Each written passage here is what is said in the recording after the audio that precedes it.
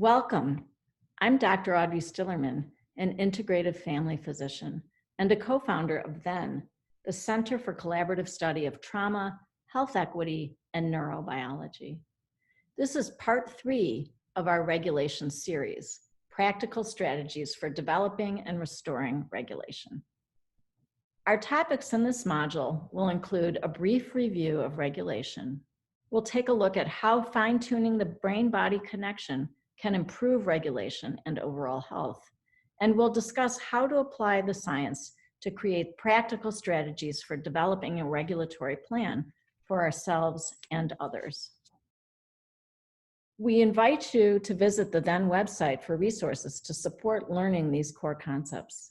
There you'll find a glossary of important terms about regulation, as well as a bibliography of peer-reviewed research with suggested audio and video links demonstrating the concept of regulation. At THEN, we recognize that an essential foundation for this work is recognizing that learning new concepts and thinking about trauma can be dysregulating in and of itself.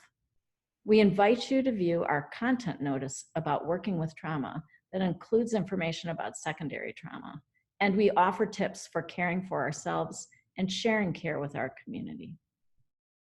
First, let's check in. How regulated are you feeling right now?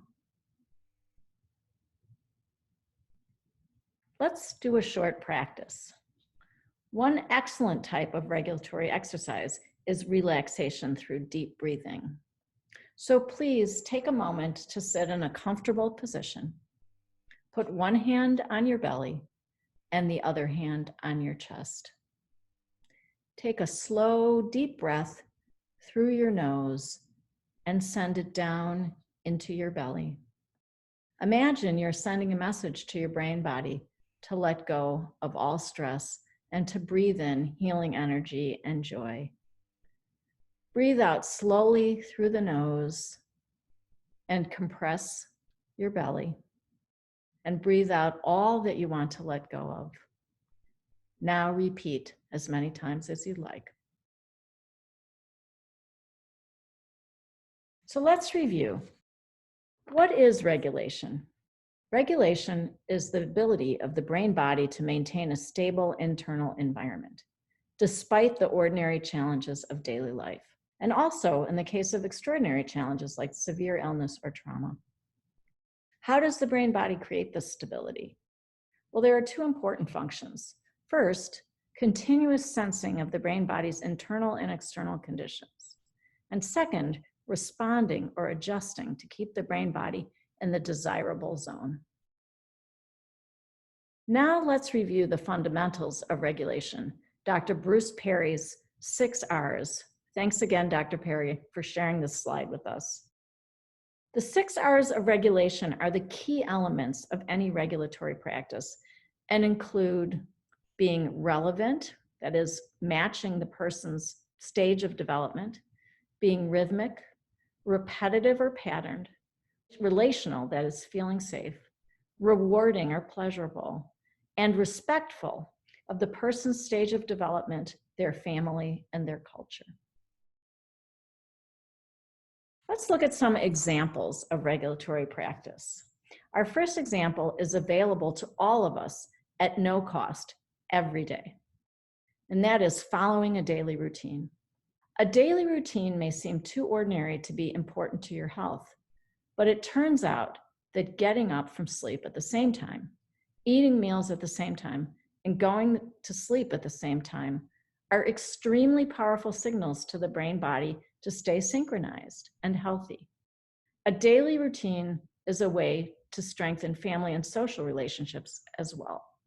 So some of the pieces of a daily routine are waking up and going to sleep, eating meals with others, doing homework together, or enjoying relaxing activities with others. A daily routine creates a rhythm that is repetitive, relational, and rewarding.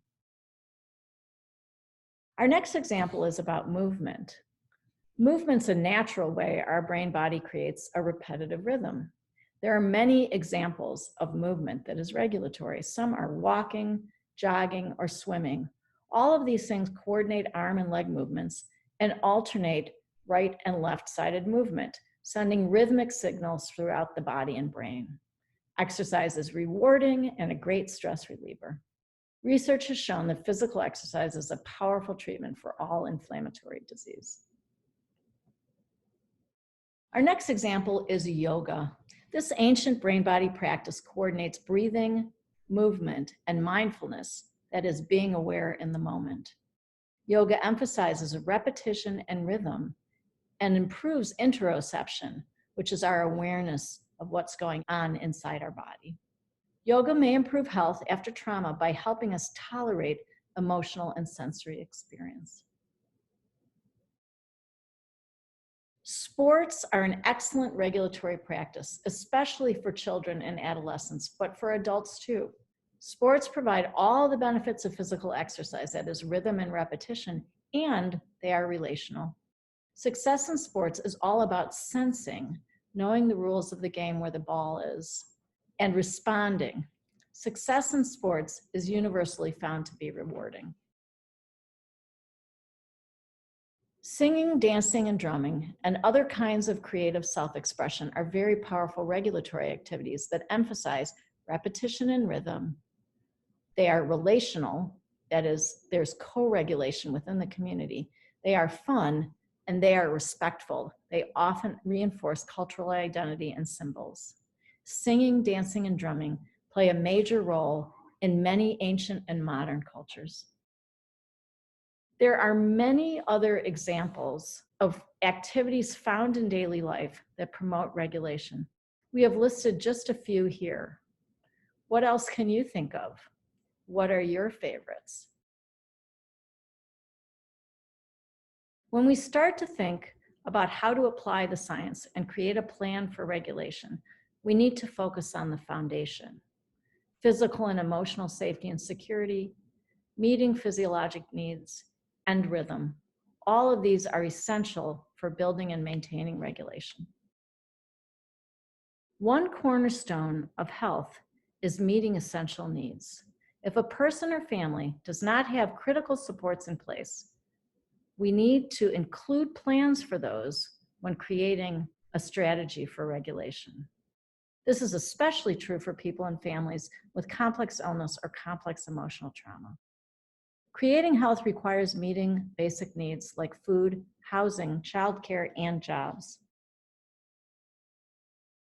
When introducing these ideas for ourselves and for others, it's importantly to talk and think directly about regulation. What is regulation? How does it work? And what are the health benefits? We can start simply. Find activities that we like.